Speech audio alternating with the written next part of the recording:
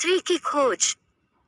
मैं हूँ संदीप सिंह। मैं हमेशा से रोमांस और रोमांच की तलाश में रहने वाला व्यक्ति हूँ। इस रोमांच के चक्कर में कई बार पीटते पीटते बचा। मैं ऐसा व्यक्ति था जिसे लड़कियां कम औरतें बहुत पसंद थी।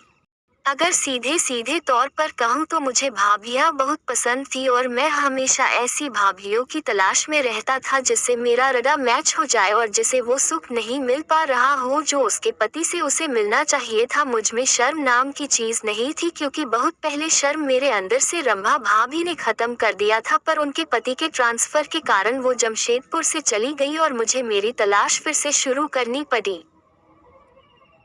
पर कई बार आपको चीजें जैसी दिखाई देती है वैसी होती नहीं। कई बार आपकी धारणा किसी व्यक्ति को लेकर गलत हो सकती है। मुझे हमेशा लगता था कि मैं औरतों को ठीक तरह से समझता हूँ और उनकी हर नब्ज जानता हूँ, पर जब देवता औरतों को समझ नहीं पाए तो मैं किस खेत को मूली था। मुझसे भी गलती होनी ही थी और हुई भी। ये कहानी उसी गलती के बारे में है। कहानी कुछ यूं शुरू होती है। रंभा भाभी के जाने के बाद मैं अकेला सा हो गया था, पर मुझे लगा मेरी तलाश खत्म हो गई। जब मोहल्ले में नई भाभी का आगमन हुआ मुझे लगा जैसे मेरे वर्षों के अरमान पूरे हो गए, तो मैं अपना पुराना फॉर्मूला लेकर शुरू हो गया। मैं भाभी के घर गया। मैंने डोरबेल बजाई। दरवाजा भाभी ने ही खोला। वो दूध की तरह गोरी थी और बया बनी हुई थी। अगर सच कहूँ तो वो रंभा भाभी से भी 21 थी। उसकी खूबसूरती के बखान करने के लिए मेरे शब्दकोश में शब्द नहीं थे। क्या मैं अंदर आ सकता हूँ? मुझे सर से बात करनी है। वो क्या था भैया हमारे स्कूल में गणित के अध्यापक थे। उन्हें देख के मुझे लगता था कि उन्हें भले गणित के सारे फॉर्मूले याद हो, पर विस्तार पर भाभी सामने उनका कोई फॉर्मूला नहीं चलता था। मैं हॉल में पहुंचा। सर डाइनिंग टेबल पर बैठे पर कुछ खा रहे थे। सर मैं संदीप हाँ जानता हूँ, बोलो क्या बात है? वो सर मैं आपसे गणित के ट्यूशन लेना चाहता था। आप तो जानते ही हैं मैं हर बार गणित में फेल हो जाता हूँ। ठीक है मैं तुम्हें पाऊंगा, पर अब तो इम्तिहान आने को है। सारे बच्चों का सिलेबस खत्म हो चुका है, तो बेहतर यही होगा कि तुम पार्ट 3 से शुरू करो। सर शुरू तो तब करूंगा ना जब पार्ट 2 पास कर पाऊंगा। सर प्लीज मदद करिए, मेरी बहुत जरूरी है। ठीक है तुम तो यहाँ पड़ोस में ही रहते हो, तो तुम पढ़कर यही सो जाया करना। इससे तुम ज्यादा से ज्यादा वक्त गणित को दे पाओगे, क्योंकि गणित अभ्यास करके ही सीखा जा सकता है। ठीक है सर मैं कल से आ जाता हूँ। कल से क्यों ना आज से ही आ जाओ। मुझे लगा जैसे मेरे सारे ख्वाब पूरे हो गए। जैसा मैं चाहता था सब बिल्कुल वैसा ही चल रहा था। पर मुझे भाभी के साथ मजे मारने का मौका कभी नहीं मिला। किसी ने सच ही कहा था, पति को अगर इस बात का इल्म हो कि उसकी बीवी खूबसूरती का पैमाना पार चुकी है तो वो इस बात की पूरी कोशिश करता है कि अपनी बीवी की खूबसूरती का फायदा वो उठाए, न कि कोई और। पर एक दिन अजीब सी घटना घटी। मैं हमेशा वहां रुक जाया करता था, पर एक दिन सर ने मुझे घर भेज दिया और खुद सोने चले गए। पर मैं भी जमशेदपुर का चतुर सुजान हरामी लौंडा था। मैं घर जाने के बजाय मैं दूसरे रूम में जाकर बैग के नीचे छुप गया और उन्हें लगा कि मैं घर चला गया और उन्होंने दरवाजा बंद कर दिया। फिर बिस्तर पर भाभी के साथ कुश्ती लड़ने के इरादे से अंदर चले गए, पर बेडरूम का दरवाजा बंद कर दिया।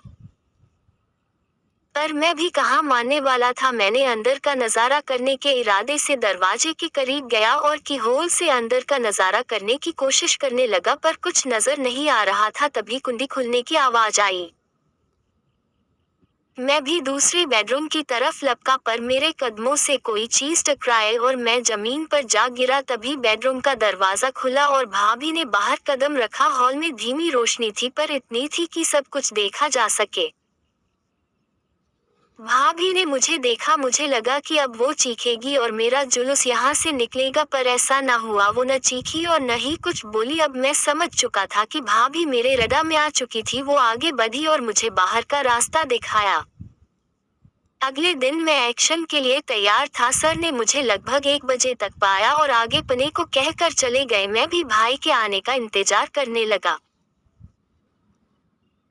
वो पला ही गया जब भाभी फ्रिज से पानी निकालने के लिए आई। वो फ्रिज तक पहुंची, उन्होंने फ्रिज का दरवाजा खोला और पानी निकलने लगी। मैं भी प्रेत की तरह उनके पीछे पहुंच गया और उन्हें पीछे से दबोच लिया। वो डर गई पर चिल्लाई नहीं मेरे पर। इससे पहले मैं कुछ कर पाता, उन्होंने अपनी कोहनी का एक जोरदार वार मेरे पेट पर किया। मुझे लगा ऐसा कैसा हो गया, इससे पहले तो ऐसा कभी न हुआ था। मैंने अपनी पकड़ ढीली की और उन्हें बंधन मुक्त किया। मेरे बंधन मुक्त करते ही एक जोरदार चाटा मेरे गालों से आकर टकराया। मेरे मन गलानी से भर उठा। पहली बार मुझे किसी औरत ने थप्पड़ मारा था। मैं तुरंत दरवाजा खोलकर घर चला गया। मुझे लगा भाभी सर को सब बता देगी, पर ऐसा कुछ नहीं हुआ। बल्कि 2 दिन बाद सर खुद मेरे घर आए और मुझे डांटने लगे क्यों मैं बिना बताए 2 दिन तक नहीं आया था, और ताकत देकर गए कि मैं चुपचाप पने आ जाऊं वरना उनके घर फिर कभी ना आऊं। मरता क्या ना करता। मैं उनके घर पने गया पर रात रुकने से मना करने लगा।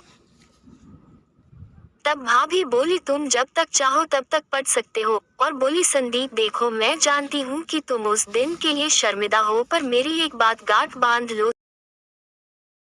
सभी औरतें एक जैसी नहीं होती। तुमने पहले क्या किया मुझे उससे मतलब नहीं, पर इतना समझ लो फैंटेसी को काबू में रखा करो। तुम्हारी उम्र ही ऐसी है, अगर एक गलत काम कर लिया और अगर तुम्हें कोई ना रोके तब तक वो सही लगता है।